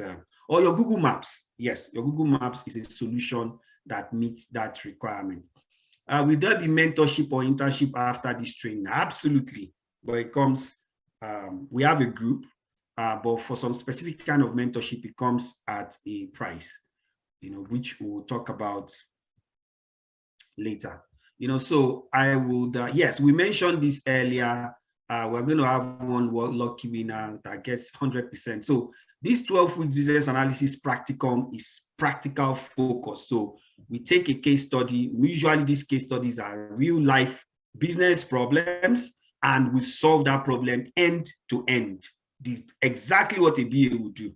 And why we are doing that is just to help, some people are still not confident. So we just want to help you ground those skills in you so that you understand exactly what a business analyst does end to end in any given project. We're also going to have 5 lucky winners that receive a scholarship for Scrum Fundamentals. So this is self-paced and the cost is about $200, but we have 500 lucky winners. And for this practicum, it's valued about 1.7. And yes, so I think I will skip this for now. So these are just what BAs earn in Africa, in Asia, in Europe. And these are the industries. We've moved through that.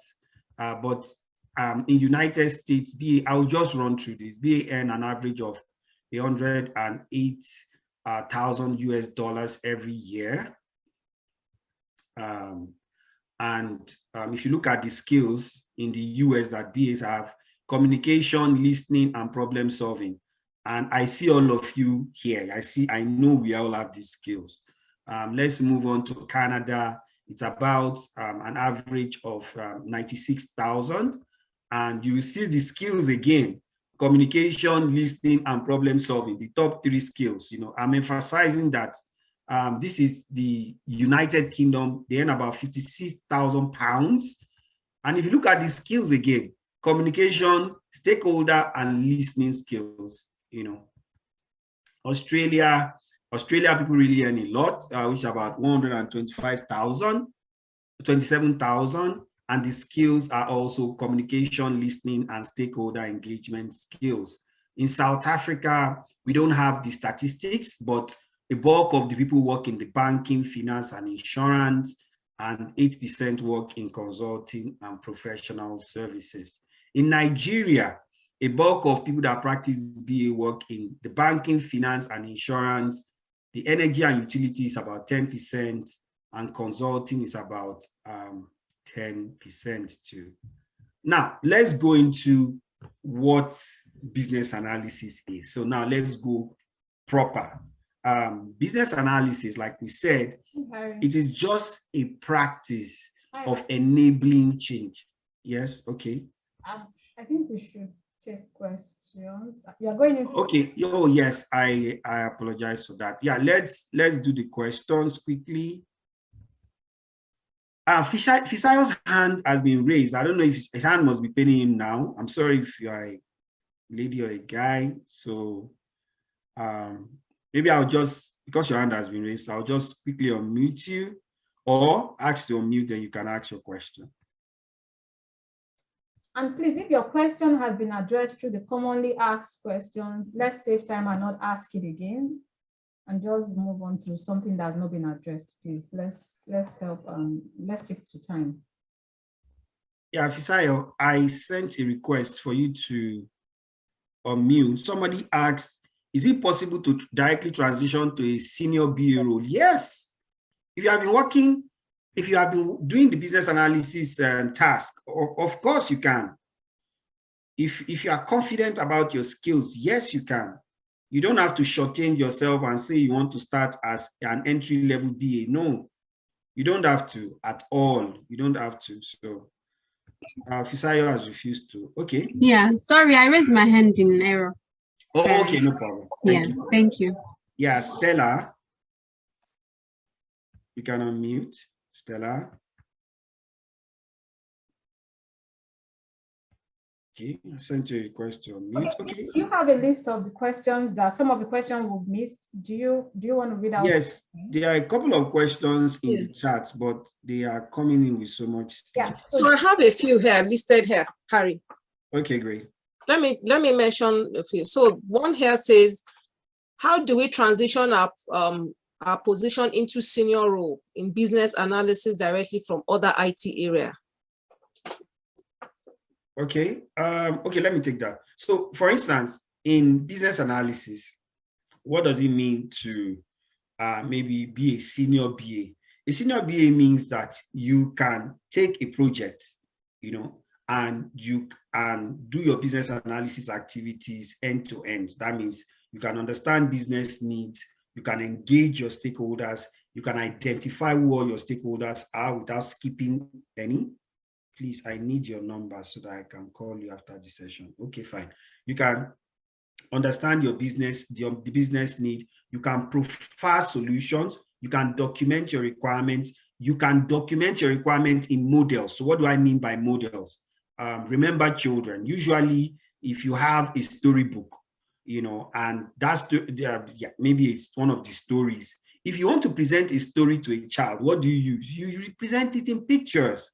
Because the children understand, human brain understand things when they are more in pictures. So when I say model, I mean picture. So you present your requirements to the business in models because people understand when they see pictures. But yes, different kinds of models. There are actually different kinds of models that you have: use case, process flows, transition state diagrams. There are different kinds of models which we are going to talk about. So those are the skills that you need for a senior BA. So a senior BA, you don't need someone to handhold you. You don't need someone to tell you this is what you are supposed to do. This is how you do it. You have the skills, to actually do the job. And now there are so many chats coming in. I am skipping questions. There's another one that says. Go ahead. James, go ahead. Can you hear me? Yes, I can hear you. I'm just trying to find the questions. There are a lot. Okay, so Stella, I asked Stella to unmute, but she's not unmuting. Okay. Thank you. Thank you. I was just waiting for you to finish so you don't lose your train of thought. Okay. So my question is about internship. I understand that you're situated in Canada. For people that are not in Canada, how do they benefit from the internship program? So for instance, if someone is joining in from Nigeria, for example, how will such a participant benefit from internship and mentorship from your organization? Yeah. Okay. So I need to clarify that we are only providing the business analysis. The free training is only for 4 weeks. And 4 weeks is not enough for you to do what we call a job readiness training, to be able to confidently develop those skills that you need to learn, or you need to be successful in a BA role. We have lots of BA. Are they all successful in the BA roles? I cannot answer that question. So we need to point out clearly that this is just a 4 weeks training, and we're going to cover as much as we can, right, in that 4 weeks. We are not providing any mentorship. We're not guaranteeing you mentorship here and internship. However, we do offer a 12 weeks business analysis training, and we're going to show you all the offerings, what you stand to gain if you decide to subscribe with us. Yes, you can get mentorship, and yes, you can get internship opportunities. And like I mentioned, the BA the BA work can be practiced anywhere. We are a consulting firm. We consult for companies in Nigeria. We consult for companies across the globe. So your geographical location may not be important. However, sometimes you may be willing to make some sacrifice because we have people joining from different time zones. And sometimes the time might not be favorable to everyone, but it's a sacrifice you are willing to make within a period of time. So I hope that answers your question, Stella. Okay, so thank you again for that answer. Someone said the Telegram group is full. That is true, that's a limitation. But the WhatsApp group is full. That's a WhatsApp limitation. You can also join the Telegram group. Telegram can take way more people. So please click on the Telegram group and join. Rashid has raised up his hands. Let me quickly take Rashid before Stella and Feisayo. You can take your hands down, and Rashid, you can unmute yourself. Okay, thank you, and thank you for the training. So my question basically is trying to get more insight into people like us that are, let's say, unconscious BAs. And so someone like me, I've been working as customer service, customer experience, financial institution, and also in fintech, that's financial technology. So now my question is, how do I like move into BA role? Like, basically, I don't know if this is the certification that I need, or because from what you've explained here, I just noticed that even from the beginning of my role as a consultant, then to now a team lead, I can see that what I've been doing is a BA role, both to the customers and even to the organization. Because when customers come with a lot of issues, we try to just proactively inform other support teams like IT, engineering, and all that this is what the customer is saying, this is what they need. And they try to maybe do some things to just solve those problems. So I believe I've been doing that, but how to now like practically enter the role is what I would just need guide on. Thank you. Yeah, so for that's not really anything too difficult. For that, what you just need is to be able to, like I said, identify those your transferable skills. So you said you were working as a customer rep, and now you are a team lead, if I got that right. And there are a lot of BA activities. So we need just to be able to identify those activities, put them in your resume. Hopefully you can go through our class and be attentive. So that's one thing I would say. As we go through this class, begin to get a sheet of paper and start writing down those things that you have done in you are currently doing, or you've done in the past, that are related to business analysis. Just start writing them down. Did you solve a problem somewhere? Did you do root cause analysis? Were you able to facilitate a meeting or facilitate a workshop, and all that? Were you able to improve a process? Were you able to document the activities in a process? Were you able to find opportunities in a particular process to make a process more lean or something like that? So just begin to document all those things down, because those are the things that you would have to actually translate to your resume and also use to defend yourself when you are having an interview. So that's just that's the way to do that. Document your skills, transferable skills, put them in the resume. Go to any job site, type business analysis, and you will see all kinds of business analysis tasks. And that will help you to also help your memory to remember some things that you've done. Oh, I've done this before, and this is how I can put it in my resume. So the main thing is on your ability to translate those things into your resume. Yes, so... Please, can you go back to the slide that has the flow of how to start a BA job? Let's just quickly run through that for him and for the benefit of others that might not be clear on how, because I see a lot of that question, how do we start? Okay, sorry, I'm looking for... Just keep going. Keep this going. One? Yeah, that's it. The flow, not this one. Yes. So Rashid, in answering, just to buttress Harry's point, basically get the right mindset. And I think we've helped people come to that level with this presentation. People are realizing, oh, I've actually been doing business analysis and I can actually do this. I have some skills already that can be transferred. So once you've made that mind and that this will require a lot of work, you've made up your mind, you are actually willing to put in that work.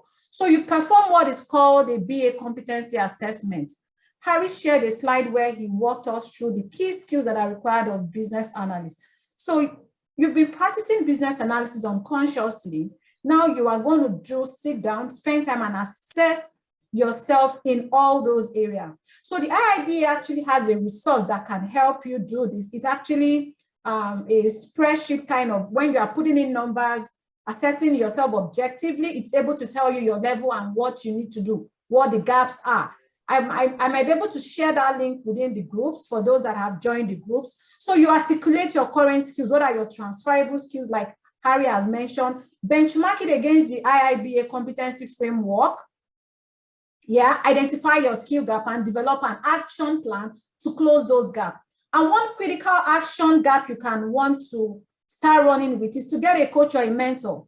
Look for people like us that do provide what I call a job readiness training, not an Udemy 30 minutes or 1 hour training or an IIBA, CBAP certification, CCBA certification. They are not job readiness training. They will not equip you with the knowledge and skill you need to be successful in a business analysis role. So you can sign up with us. We're going to talk more about our training next week just because of time. We're trying to respect people's time. So we're going to talk more about the 12 weeks training and what the offerings are, what you will get out of it and all of that. We'll talk about that more next week. So get a coach and a mentor. What does a mentor help you do? They reduce your journey. If you can decide to go and do all the Udemy training, YouTube training, read the Babok, read books on business analysis, and you are still confused because what you don't know, you really don't know. You need a mentor that will reduce your journey and help you start out quickly. In fact, next week we'll be sharing some of our testimonial. We have a participant of one of our last training program was just in about 6 weeks, in about 6 months, sorry, she was able to complete the training and land a job. Yes, it's that fast. So it also depends on you on how much work you want to put in. It will be stressful, will require your time and effort, but as long as you're willing to put in the work, you're going to get the results. So get trained, learn the right techniques, and so right now you practice business analysis unconsciously. There are frameworks, there are methodologies, there are tools, there are techniques that are used in the practice of business analysis. You need to learn that. We would help you do all that. You need to align your resume. I saw some questions. Oh, how do I begin to align my resume to a BA?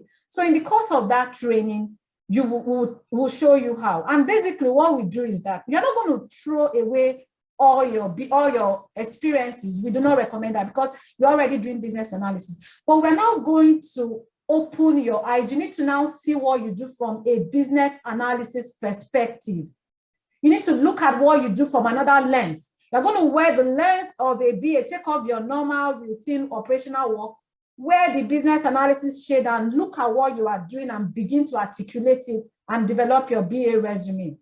Yes. And of course, you can, if you are very competent, you can get a job without getting certified, but you want to increase your chances of getting a job quickly because organizations do value certifications. You might want to also get certified before job hunting. So you can actually, from getting training, begin to job hunt, or you can decide to get a certification and then continue job hunting.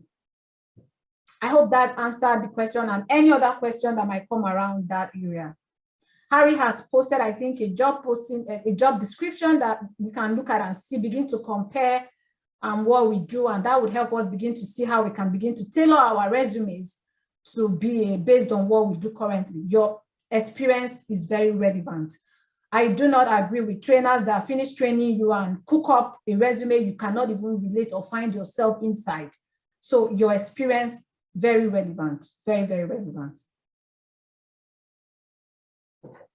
So relevant certifications. Kemi, okay, Kemi, can you help us put in the IIBA certification? Somebody's asking, can you list the relevant certification? I can actually do that, don't worry, Kemi. Gibbs, you can ask the next question, please. Yeah, so Fisayo, I've answered Fisayo Rashid, Augusta. Somebody said, do we have BAs in HR? A lot. I actually know BAs. I just can't mention their name. I know BAs in HR right in my head right now. There are a lot of BAs. And I sent a job posting that is specific for business analysis, business analysts practicing as human resource personnel. So we have that.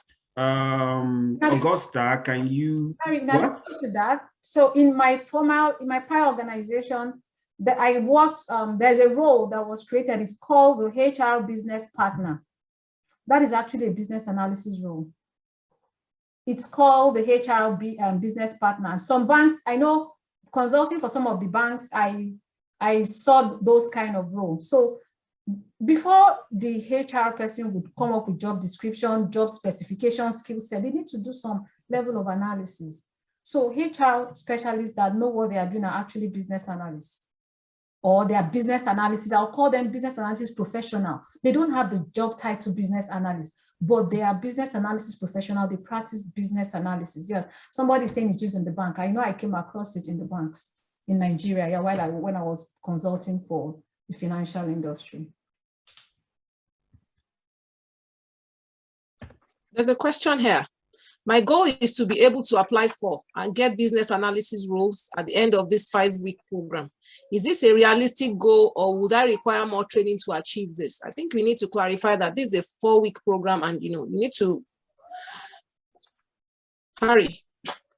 Yes. So, well, I would say it depends on the level of how mature that you are in your business analysis skills. So, but I cannot answer that question of how mature you are in your skill.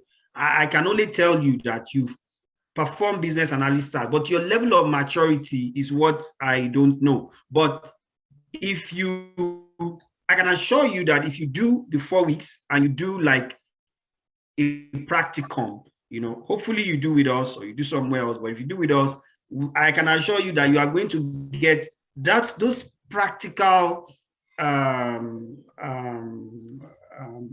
not idea, but walk through of what you do as a business analyst in a typical project.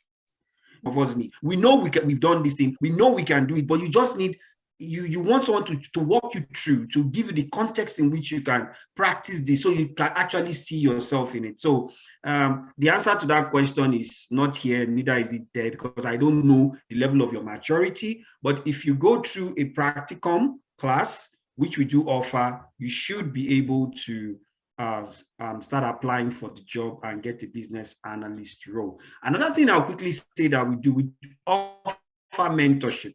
So for instance, we have BAs that are practicing, so someone gets a BA job, but sometimes you meet projects and you're not even sure what to even do in respect of that project, but you just need someone to throw a question to say, what do you think about this? This looks strange. I've never seen something like that.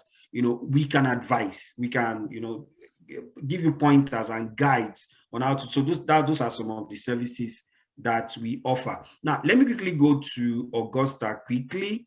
Augusta, if you can unmute yourself and ask your question, please. Hi. Hello, can you hear me? Yes, I can. Okay, I just want to first of all thank you all for this opportunity. It's a really great opportunity. But and thank you for your explanation that because I think I had wrongly assumed that it was a 4 weeks program, but now that you've explained that it's actually a 12-week program, I think I understand that better. But I wanted to ask, my question is built on the previous, a question that someone had previously asked. So we have been, or rather, most career coaches have told me that in order to get the job that you want, you have to tailor your resume or your LinkedIn profile to the job that you are applying for or looking for.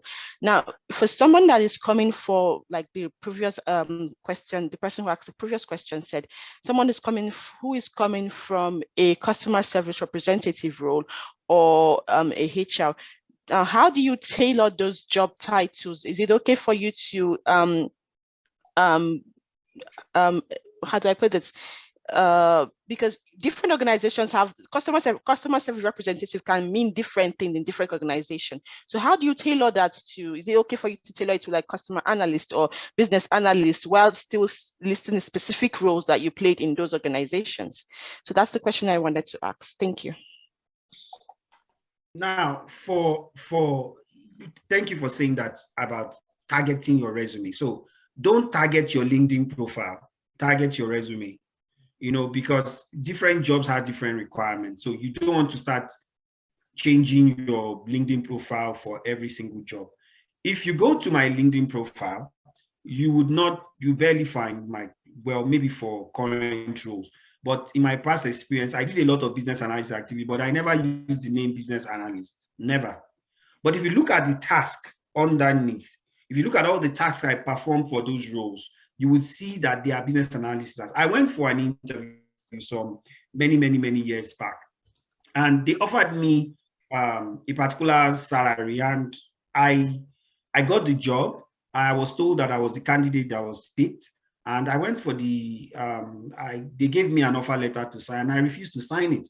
And I went to the HR, they said, why am I not? I was like, well, I feel that based on my skill and experience, this remuneration would not work for me. So they wanted me to meet their HR director, and I met him, and he asked me to explain. I gave him my experience, my this, and he looked at my resume. He said, but I see your resume, but there's no business analysis title anywhere. I said, business analysis is a mindset. It's not a title. So if you look at the task under my job roles, and I started giving him all the tasks. After a while, he was like, you know what? I believe you. Just go home and, you know, we'll call you later. You know, I thought I'd lost the job. They called me back 2 or 3 days later, and they told me that, you know what, we're going to add $30,000 to what we actually gave you the first time. You know why? Because I did not have business analysis title. So target your resume to the job, clean up your LinkedIn, let it be proper, use the business analysis task, and I think you'll be good to go. Oge, I have to hand over to you. I hope you understand that. Yeah, I do. Okay, Jeeves, can you go ahead with the, I see lots of questions here. Somebody saying, is it mandatory to do the ECBA before the CBAB? No. So for each of these exams, we're not talking about the exams. We can, maybe if the time permits, before the end of the 4 weeks, we can go through it. So the IIBA has 3 certification levels, and they all have different requirements. They are for different levels of people. For example, CBAB are for senior BAs, people that have experience, because they are requirements, which you will see if you go to the IIBA website. But the ECBA is for someone that is new into a role that just wants to start out, and you can actually start with that, but you don't necessarily, you might decide to wait until you meet the requirement for CBAB to write the CBAB certification. I hope that answers the question. Okay. Yeah. So another question here, I think Harry has already answered it, but let me just throw it out there. It says, after this training sessions, how can we garnish our resume with these learnings? Is that possible? Yeah, so that's totally dependent on you. We're not going to help you build your resume. And you know what I'll tell you? It's very simple. So we've told you to do a competency assessment. I told you, as we are teaching you, try to superimpose what you are learning on what you are doing, right? We're going to be teaching you new things. We're just going to be speaking the language of what you are doing another way. So now it's left to you to tie those, to do the connections and be able to say, oh, this thing I'm doing is actually business analysis. Harry recommended you go online to job sites, download business analysis, job descriptions or job postings, and begin to see the skills and the tasks that are listed there, and begin to connect what you do with those things. And that would help you begin to build your resume, right? When you train with us, we do have a resume. There's a resume section where we help you build your resume based on what we've also taught you during the 12 weeks, because you'll be doing projects. In the course of that project, there'll be some very technical things you may not have done in your normal day-to-day job. We will help you do. We'll also provide some unpaid internship, because like I said, we are a consulting firm. We do have opportunity to consult for companies, and we invite some of our students that do have the time to join those projects and gain more hands-on experience. So next week, We'll be all, please, I'm not going to answer any questions around our training offering. That's not our agenda for today. This is a minute past 2 o'clock in Halifax, so we've spent 2 hours already here. Next week, we'll be delving into deep detail on how our 12 weeks program works, and for people that want to sign up. And we'll have some of our former students coming to also share their experiences and how practical training has helped them. So let's put in the parking lot every question around our 12 weeks training and try and get the best out of the free training, because that is actually the objective, right? So, Gibbs, Yes. another question that is more specific, not about. Another one that I found here that we've already kind of mentioned during the training is there another way to put the elicitation of stakeholders' needs? Is there another? Yeah. Okay, we've not done stakeholder elicitation. That is a topic we'll cover in the course of the 4 weeks training. Can we put it in the parking lot? Please, whoever asked that question, hold on to your question. Hopefully by the end of that presentation, you wouldn't even need to ask the question. Thank you, Ishrat Bati. Thank you so much. Yes, I think all the other questions are related to our offerings. So that will be like next session. So I think we are good here. Asking the difference between business analysis and project management. Yes, so project management, it's if you know the definition of project management, it's more about coordinating activities to achieve an end goal. That is project management. So there's usually a goal you are trying to achieve. There's an objective you are trying to achieve before you commission a project. And a project is usually a temporary endeavor or something that has a start and end date, right? That is project management. And in the space of project management, you do practice business analysis. Project managers are business analysis professional. When I use the term business analysis professional, basically anybody that practices business analysis is a business analysis professional. So PMs are business analysis professional. They do practice PM. My current job role is BA PM. So I do PM on some project and I do BA on some project. Because for you to help organization meet a need, achieve a goal, you need to even understand the problem they are solving, right? To help them navigate to the end point. So you practice business analysis within the space of project management. However, for business analysis, you cut across, you go even beyond project management. And we will see that in our subsequent class. I showed us a framework within the organization, a slide where we have, where we practice business analysis across organization. We have most organizations do have what you call the project management office. So that is the team that takes care of projects. You can have a BA working within that team. You can also have the BA working with operations, working with sales, working with HR. So the business analysis, the practice of business analysis can cut across the organization, but the practice of project management is just within a space. Chukudima Daniel, I hope I answered your question. So the 4 weeks program will be strictly Saturdays. Yes, strictly Saturdays. So before we go, let me share my screen. We made mention that you stand a chance to win some freebies ranging from our free, the Scrum certification. 1 minute, let me just quickly open that slide. But there are terms and conditions, right? So let's quickly see what the terms and conditions are.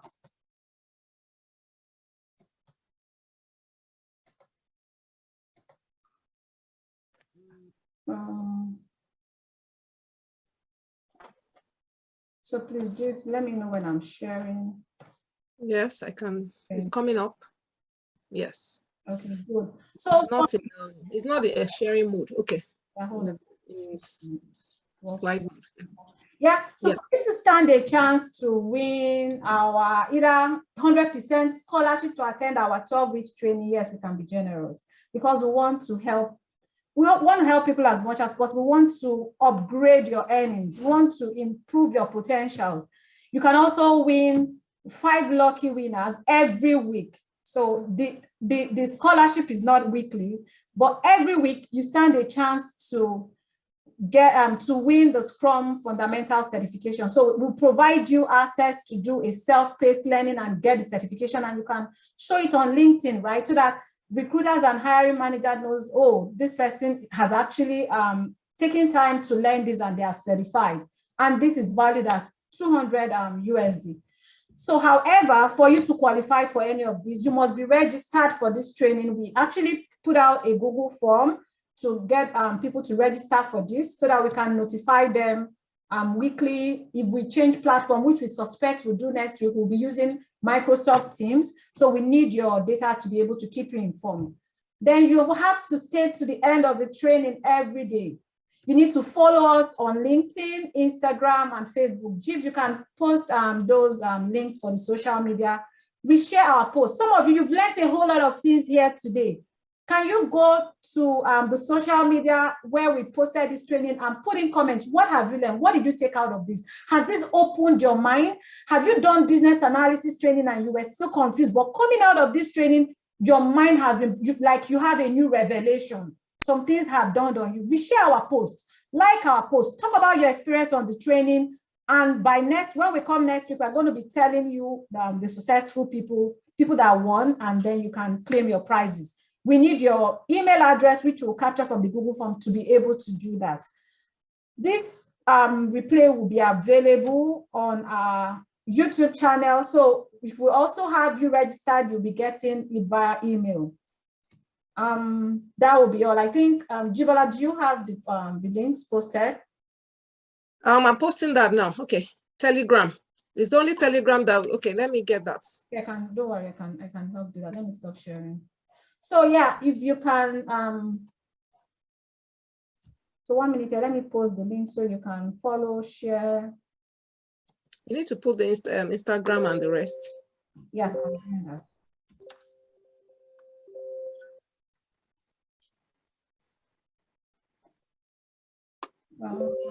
Everyone. So any other question you think we've not addressed? We'll send you a link. We'll send you a link to collate questions, right? We'll put out a link that can help us capture questions so that if we don't address it during the course of the training, we'll definitely respond to it.